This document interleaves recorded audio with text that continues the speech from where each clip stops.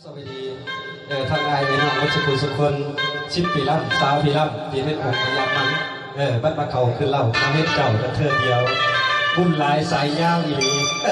ไอเนาะวัชกุลสุคนโอ้ยพอเพียงเนี่ยนะวิเศษสุดกับทางไอใหญ่เด้อทางพันหมอสุริคุณแสงโตเป็นนะผู้ให้ประสบสุขสลาทางจุดสมบัติเงาของเงาแล้วเดลกายาเราพิเศษสุดกับทางอ่านประธานทางไอสุดีมาเด้อกับเทนชัยราชที่บ่ใต้จะคืออะไรดูจะเร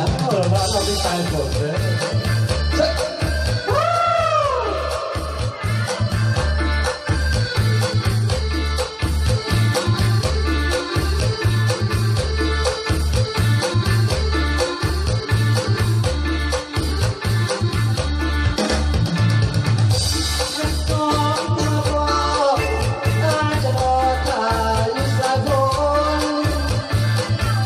โอ้